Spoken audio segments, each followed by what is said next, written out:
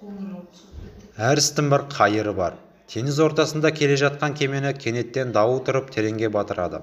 Барлық жолаушылар суға кетіп, тек кездейсоқ тақтайшаға жармасқан жалғыз бейбақ қана аман қалыпты.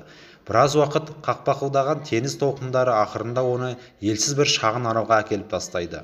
Аздан соң есін жиған ол алғашында тірі қалғанына қатты қуанған еді.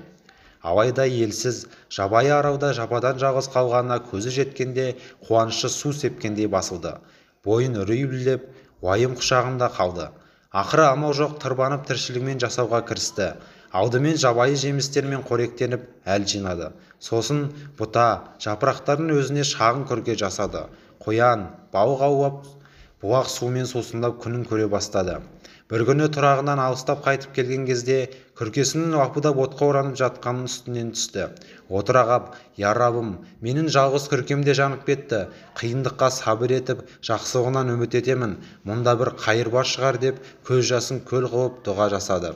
Осылайша әлсіреп аштықтан бұратылған күйде талықсып ұйықтап кетті. Таң ата әлдекімдердің дауысынан оянып кетті. Орнынан тұрып еді, өз көзіне өзі сенбеді.